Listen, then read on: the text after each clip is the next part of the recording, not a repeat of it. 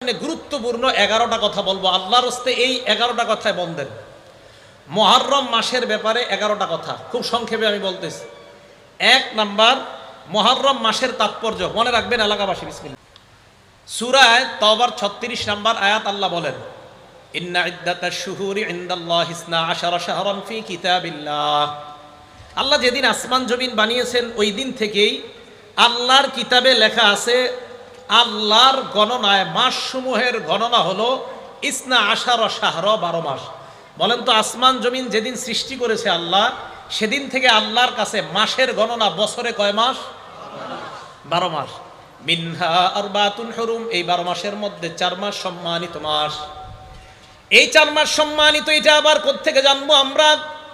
4 মাসের ব্যাখ্যা করে না নাই আল্লাহ নবী হাদিসের মধ্যে ব্যাখ্যা জানায়া দেয়। এই 4 মাসের ব্যাখ্যা বুখারীর মধ্যে তালাশ করে পেয়ে যাও।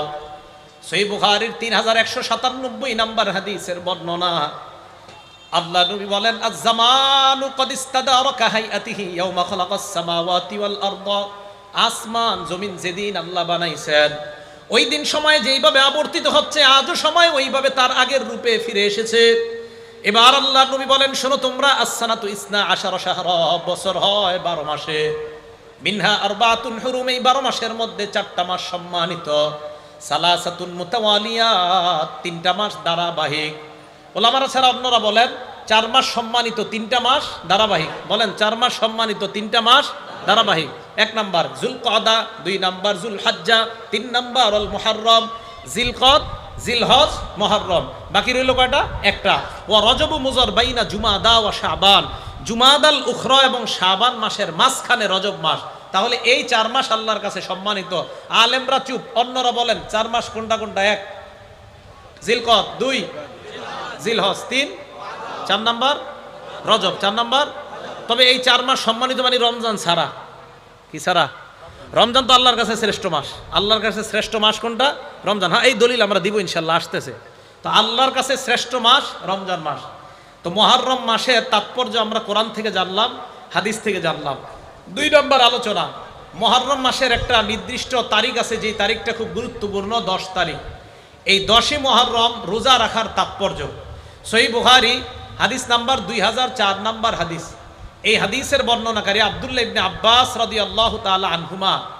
আব্দুল্লাহ ইবনে আব্বাস রাদিয়াল্লাহু তাআলা আনহুমা বলেন, কদিমান নবিয়্যু সাল্লাল্লাহু আলাইহি ওয়াসাল্লাম আল মাদিনা। নবীজি দেখলেন ইহুদিরা আশুরার দিন 10ই মুহররম রোজা রাখে।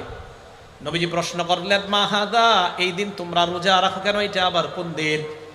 ইহুদিরা জবাব দেয়, হাদা ইয়াউমুন সলিহ, এটা একটা নেক দিন, এটা একটা ভালো দিন। হাদা ইয়াউমুন নাজ্জাল্লাহু ফীহি বানি ইসরাঈল মিন আদুওয়িহিম, এটা এমন একটা দিন যেই দিন বনি ইসরাইলকে তাদের শত্রু থেকে আল্লাহ মুক্তি দান করেছেন। ফাসামাহু মূসা, এই দিনের শুকরিয়া আদায় করার জন্য মূসা নবী রোজা রাখলেন। এই জন্য আমরাও রোজা রাখি। আল্লাহ নবী বললেন, ফানা আহাক্কু বিমূসা মিনকুম, আমি তোমাদের চাইতে মূসা নবীর বেশি নিকটবর্তী, বেশি মোহাব্বত করি, বেশি হকদার।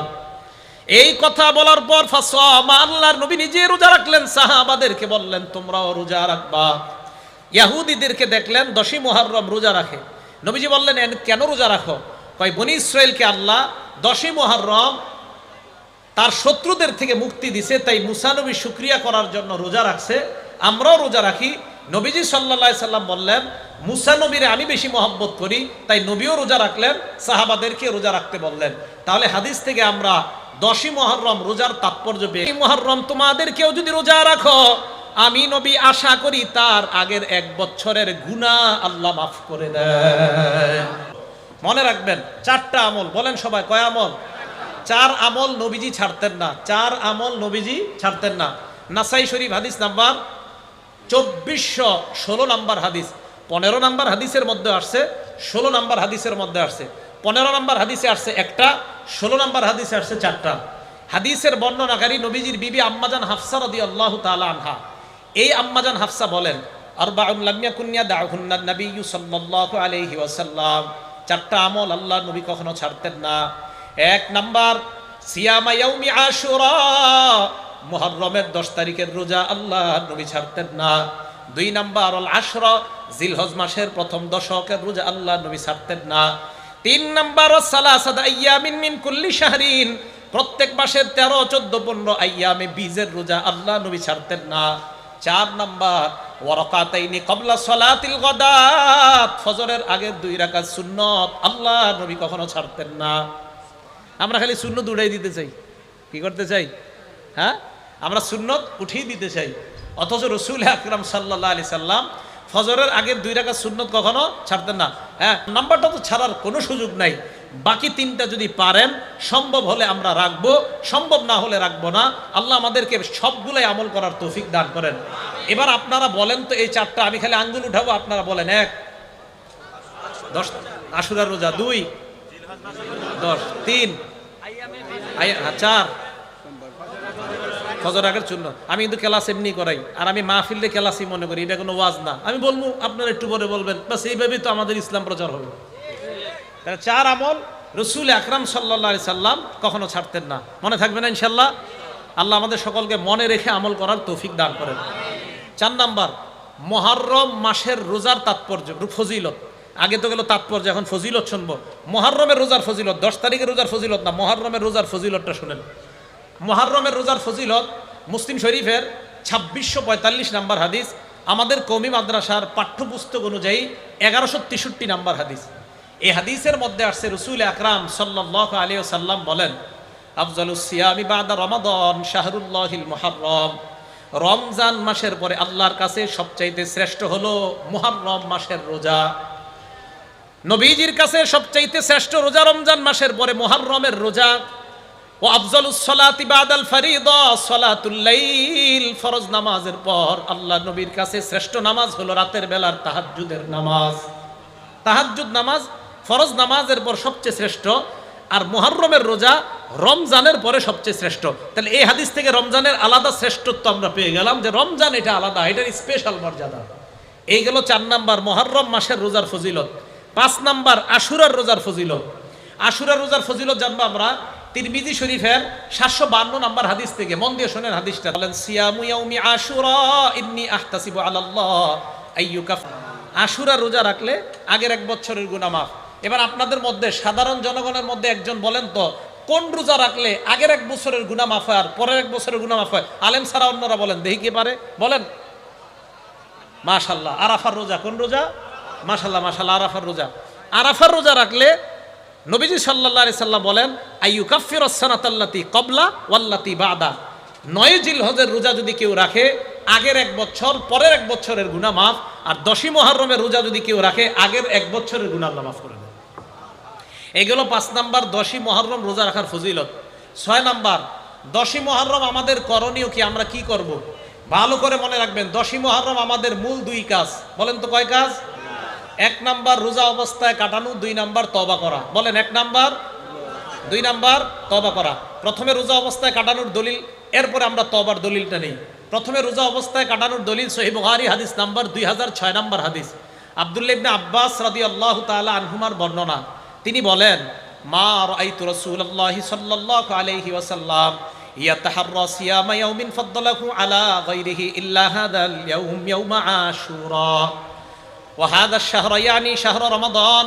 আব্দুল্লাহ ইবনে আব্বাস বলেন, রমজানের পরে সবচাইতে দিনের মধ্যে আল্লাহ নবী রোজা রাখার ক্ষেত্রে গুরুত্ব দিতেন মুহররমের 10 তারিখ, আর মাসের মধ্যে রোজা রাখার ক্ষেত্রে সবচাইতে গুরুত্ব দিতেন রমজান মাস। আব্দুল্লাহ ইবনে আব্বাস বলেন, মাসের মধ্যে রমজান মাসকে রোজার জন্য বেশি গুরুত্ব দিতেন, আর দিনের মধ্যে মুহররমের 10 তারিখে রোজা রাখার সবচেয়ে বেশি গুরুত্ব দিতেন নবী। এখন বলেন তো, আশুরার মুহররমের 10 তারিখে আমাদের সবচেয়ে গুরুত্বপূর্ণ কাজ কি করা? রোজা রাখা। 2 নাম্বার বলছি তওবা করা। তওবার দলিল কোথায় পাবো আমরা? তিরমিজি শরীফের 741 নাম্বার হাদিস। দেখেন হাদিস, আব্দুল্লাহ ইবনে আব্বাস রাদিয়াল্লাহু তাআলা আনহুমার বর্ণনা। তিনি বলেন, আমার রাসূলুল্লাহ সাল্লাল্লাহু আলাইহি ওয়াসাল্লাম বিসাওমি ইয়াউমি আশুরা। নবীজি মুহররমের 10 তারিখে রোজা রাখার হুকুম করছে। এই হাদিসের শেষে নবীজি সাল্লাল্লাহু আলাইহি ওয়াসাল্লামের সাহাবা আব্দুল্লাহ ইবনে আব্বাসের বর্ণনা, রাসূল না, এই হাদিসের বর্ণনাকারী আলী ইবনে আবি তালেব। এই হাদিসের বর্ণনা আব্দুল্লাহ ইবনে আব্বাস না, আলী ইবনে আবি তালেব। তো আলী ইবনে আবি তালেব বলেন, আল্লাহ রাসূল সাল্লাল্লাহু আলাইহি সাল্লামকে এক ব্যক্তি প্রশ্ন করছেন, আইয়ু শাহরিন তা'মুরুনি বাদান আসুমা বাদা শাহরি রমাদান। হুজুর, রমজানের পরে কোন দিন আমি রোজা রাখবো, কোন মাসে রোজা রাখবো, আপনি বলেন আমাকে। নবীজি সাল্লাল্লাহু আলাইহি সাল্লাম বললেন, ইন কুনতা সাইমান বাদা শাহরি রমাদান ফাসুমিল মুহাররম, তুমি যদি রমজান মাসের পরে রোজা রাখতে হয় তাহলে তুমি মুহাররম মাসে রোজা রাখো। কয় কেন? কয় মুহাররম মাসে এমন একটা দিন আছে যেই দিনে তাবাল্লাহু ফীহি আলা কওমিন, এক সম্প্রদায়ের তওবা আল্লাহ কবুল করেছেন, ওয়ায়াতুবু ফীহি আলা কওমিন আখারিন, কিয়ামত পর্যন্ত অন্যান্যদের তওবাও আল্লাহ কবুল করব। আল্লাহ এই দুইটা আমলের মাধ্যমে মুহররমের 10 তারিখকে কাটানোর তৌফিক দান করেন। 7 নম্বর আলোচনা, রোজা রাখবো কোন দিন কোন দিন। উত্তম হলো 9-10 রাখা, একান্ত না পারলে 10-11। উত্তম হলো 9-10 রাখা। এই 9-10 রাখার ব্যাপারে কয়েকটা দলিল শোনেন। দলিল নাম্বার 1, তিরমিজি শরীফের 755 নম্বর হাদিস। এই হাদিসের বর্ণনাকারী আব্দুল্লাহ ইবনে আব্বাস রাদিয়াল্লাহু তাআলা আনহুমা, তিনি বলেন আমার রাসূলুল্লাহ সাল্লাল্লাহু আলাইহি সাল্লাম বিসাওমি ইয়াউমি আশুরা, নবীজি মুহররমের 10 তারিখে রোজা রাখার হুকুম করছেন। এই হাদিসের শেষে ইবনে আব্বাস বলেন সুমুত তাসিআ ওয়াল আশিরা, তোমরা 9 তারিখে রোজা রাখো এবং 10 তারিখে রোজা রাখো। তাহলে এই হাদিস থেকে আমরা জানলাম মুহররমের 9 এবং 10 তারিখে রোজা রাখার কথা। আচ্ছা, আরেকটু সুন্দরভাবে আমরা জানি হাদিসটা মুসলিম শরীফের হাদিস নাম্বার 2655 নাম্বার হাদিস, 2556 নাম্বার হাদিস, আরেকটা হলো 2557 নাম্বার হাদিস। আর আমাদের মাদ্রাসার পাঠ্যপুস্তক অনুযায়ী 1134 নাম্বার হাদিস এবং 1135 নাম্বার হাদিস আমাদের মাদ্রাসার যে সিলেবাস। নবীজি সাল্লাল্লাহু আলাইহি সাল্লাম কি বলে দেখেন। নবীজি সাহাবাদেরকে বললেন মুহররমের 10 তারিখে রোজা রাখতে। সাহাবারা বললেন ইয়া রাসূলুল্লাহ, এই যে মুহররমের 10 তারিখে আমাদেরকে আপনি রোজা রাখতে বললেন, এই দিনটাকে তুআজ্জিমুহুল ইয়াহুদু ওয়ান নাসারা, ইহুদি খ্রিস্টানরা সম্মান করে। নবীজি বললেন তাই নাকি? কয় হ্যাঁ। নবীজি বললেন ঠিক আছে, ফাইদা কানাল আমুল মুকবিল, আগামী বছর যখন হবে মুহররমের মাস, সুমনাল ইয়াউমাত তাসিয়া, আমরা 9 তারিখেও রোজা রাখবো। সুবহানাল্লাহ। তাহলে এই হাদিস থেকে বোঝা যায় 9 এবং 10 তারিখে রোজা রাখার কথা। আল্লাহর কি কুদরত, ওয়ালাম ইয়াতিল আমুল মুকবিল হাত্তা তুওয়াফিয়া রাসূলুল্লাহ, আগামী বছর আসার আগে নবীজি দুনিয়া থেকে বিদায় নিছেন, মারা গেছেন, ইন্তেকাল করছেন।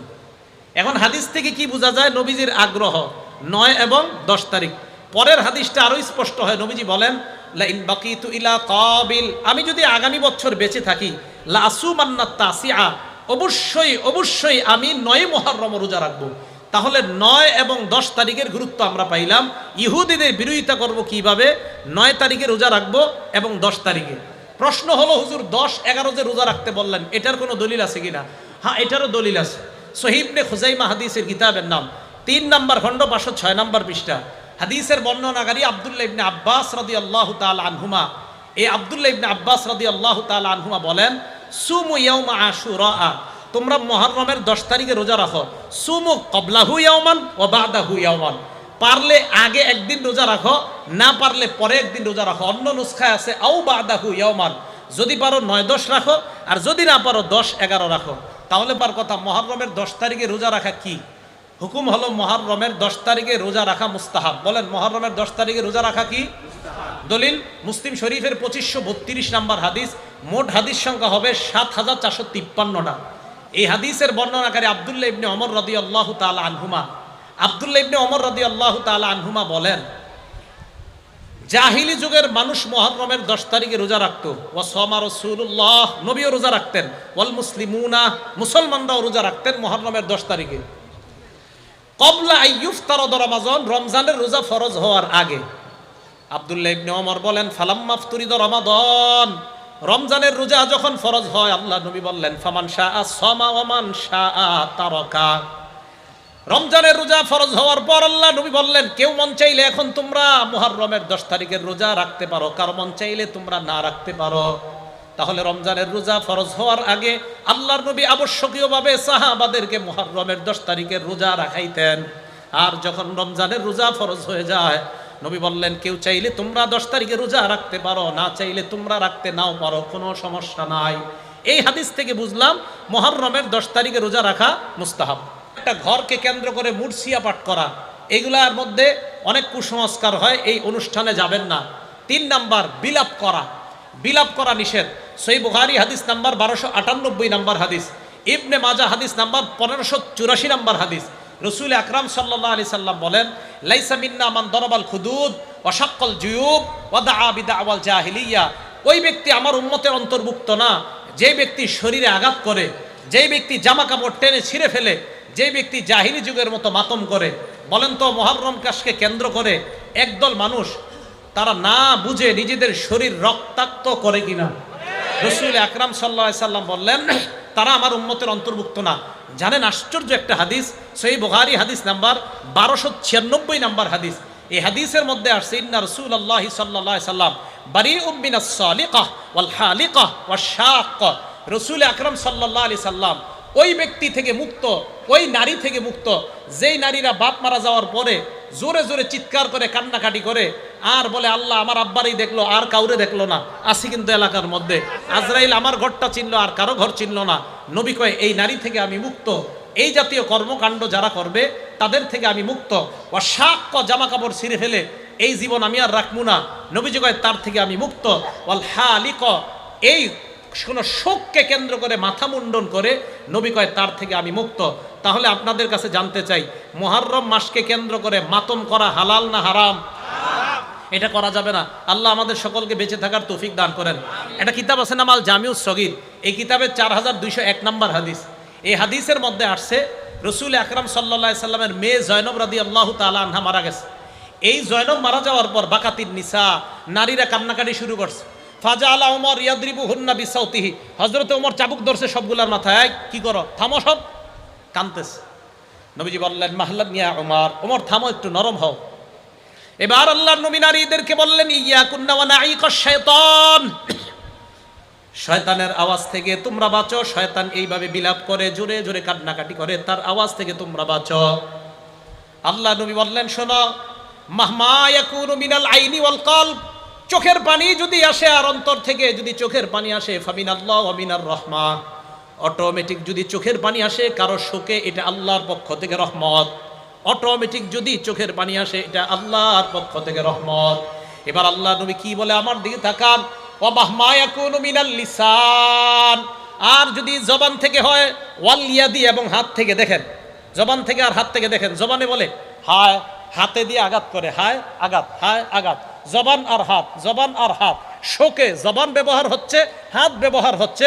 নবীজি কয় ফামিনাশ শাইতান, এটা শয়তানের পক্ষ থেকে।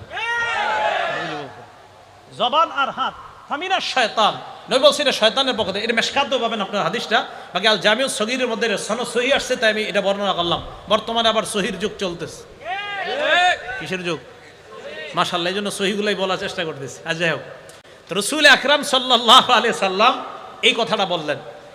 এটা হলো 9 নাম্বার কথা। 10 নাম্বার, কারো মৃত্যুতে আমাদের কি করণীয়? মনে রাখবেন, কারো মৃত্যুতে আমাদের কি করণীয়? এলাকার কেউ মারা যায় না, কারো মৃত্যুতে আমাদের 1 নাম্বার করণীয় বলেন ইন্না লিল্লাহি ওয়া ইন্না ইলাইহি রাজিউন, এটা পড়া।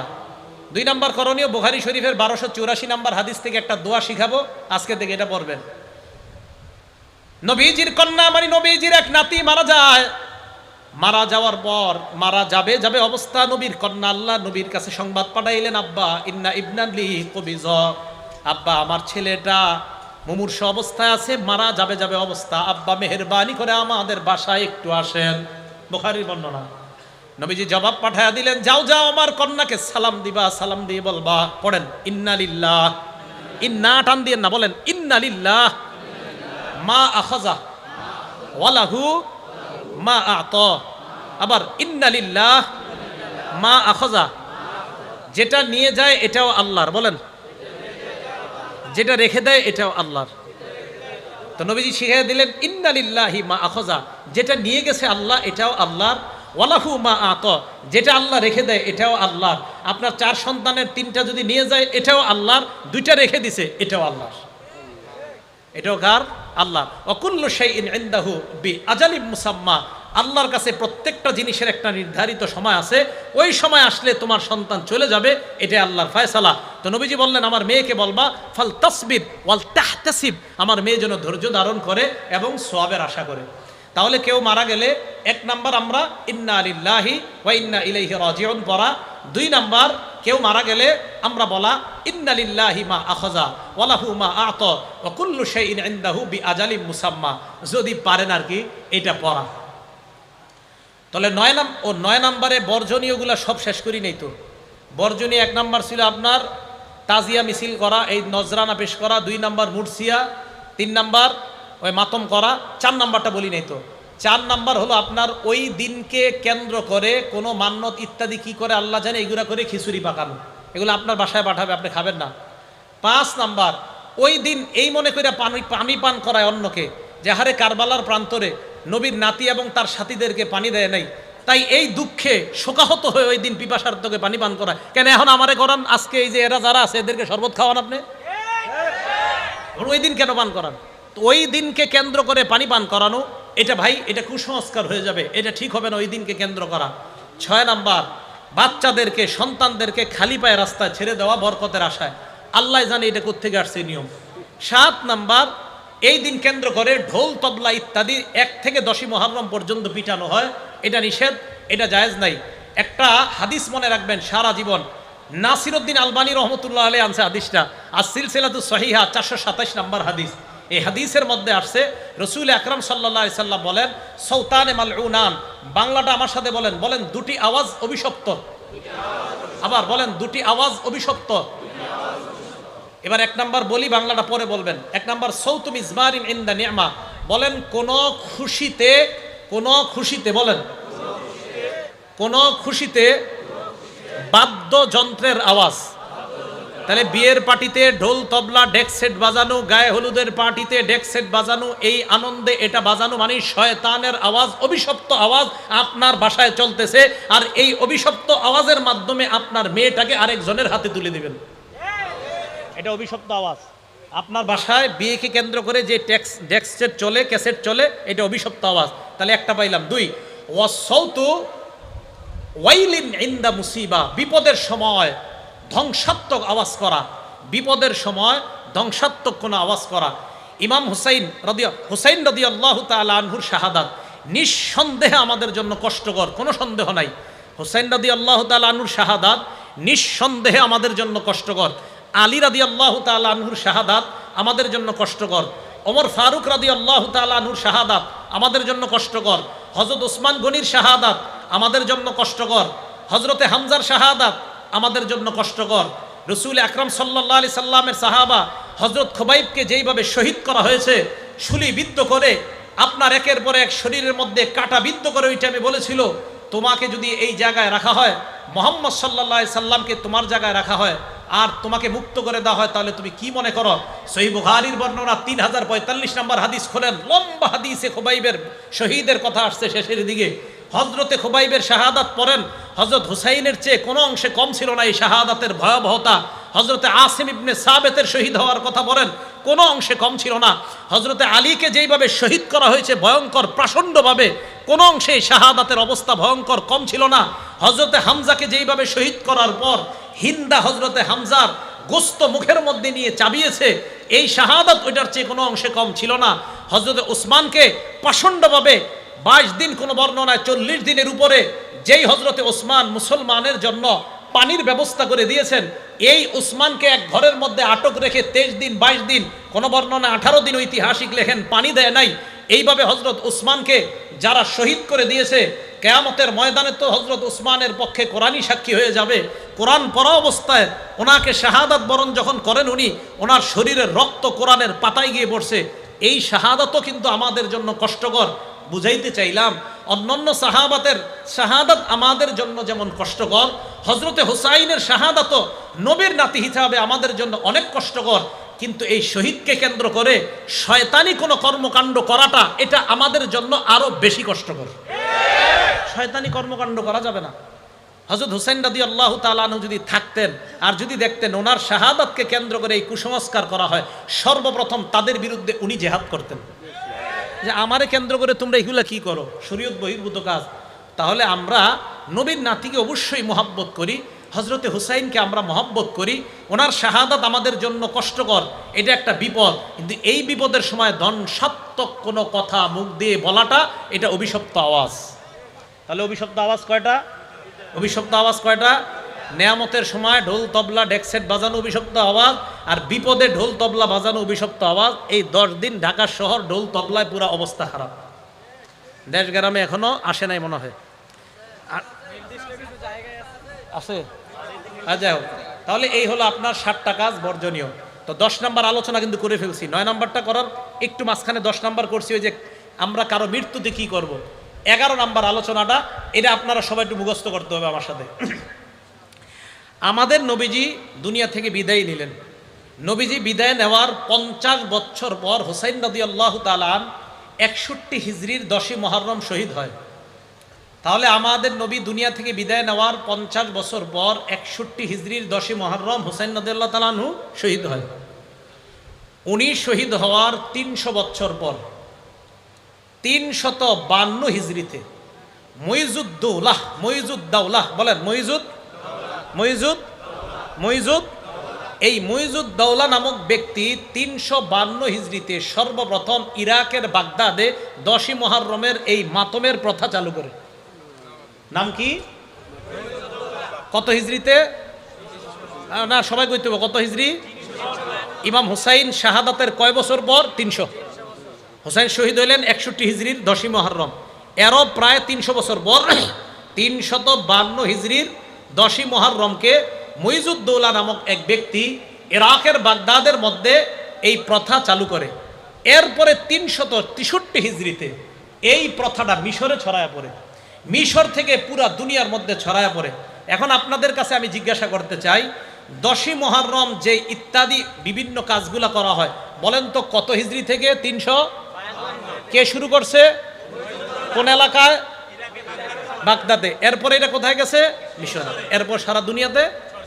এই কথাগুলো আমাদের কিতাবে আছে, মানে আমরা যারা কিতাব পড়ি, আমাদের মতো আলেম যারা, তারা লেখছে। মানে আপনার আল বিদায়া ওয়ান নিহায়ার লেখক লেখছে, আল্লামা ইবনে আসির লেখছে, তো বলবে এটি হুজুর তোমরা বানায় লেখছো। এখন কথা হলো শিয়া ভাইদের কিতাবে কি আছে দেখি। কাদের কিতাবে? এক শিয়ার লেখকের নাম সৈয়দ আমির আলী। বলেন কি নাম? উনি কি শিয়া? এই লেখক উনি কি? সাবধান, কাউকে আপনারা আঘাত করে কথা বলবেন না, শিয়া ভাইদেরকেও মহব্বতের সাথে বুঝাইবেন। সৈয়দ আমির আলী উনি কি ছিলেন? একজন স্পিরিট অফ ইসলাম। বলেন কি নাম? Story of evolution. এই বইয়ের মধ্যে সে লেখছে যে দ্য স্পিরিট অফ ইসলাম, এই বইয়ের মধ্যে সে লেখছে মুইজুদ্দৌলা এই ব্যক্তিটা অলসো ইনস্টিটিউট দ্য ইয়াউমে Ashura, the day of mourning, শোকের দিবস হিসাবে সর্বপ্রথম মুইজুদ্দৌলা নামক ব্যক্তি এই মুহররমের 10 তারিখকে শোকের দিবস হিসাবে সর্বপ্রথম আবিষ্কার করছে। বলেন তো এই লেখাটা কি আমাদের না একজন শিয়া লেখকের? এই তো মাশাআল্লাহ, তাহলে শিয়া লেখক ভাই উনিও লেখলেন যে ওনাদের এই ইতিহাস মুইজুদ্দৌলা নামক ওই ব্যক্তি শুরু করছে। এই ভাইয়ের আরেকটা বই আছে, ওখানে লেখছে হি ওয়াজ আ শিয়া। এই মুইজুদ্দৌলা একজন শিয়া ছিলেন। ওখানে লেখছে হি ইস্টাবলিশড, সেখানে লেখছে হি ইস্টাবলিশড, এখানে ইনস্টিটিউট লেখছে, ওখানে ইস্টাবলিশড। মানে এটার প্রতিষ্ঠা করেছেন যিনি, তার নাম মুইজুদ্দৌলা। সর্বপ্রথম 352তে ইরাকের বাগদাদের মধ্যে এটা আবিষ্কার করেছেন। সময়ের অভাবে আমি আরও অনেকগুলা কিতাবের কথা বলতে পারলাম না। শিয়া বাইদেরই অসংখ্য কিতাব লেখা আরবি ভাষায়, যেগুলাতে তারাও স্বীকার করছে যে এইগুলার আবিষ্কার 352 পর থেকে। তাহলে আমাদের কিতাবেও এগুলা লেখা, তাদের কিতাবেও এগুলা লেখা। প্রিয় শিয়া সম্প্রদায়ের ভাই আপনারা যারা আছেন, মেহেরবানি করে আপনাদের ইতিহাসটা আপনারা জানেন। জানার পর আপনি সিদ্ধান্ত নেবেন যে আমি কি সঠিক বিষয় পালন করতেছি না ভুল বিষয় পালন করতেছি। 11টা বিষয় বললাম।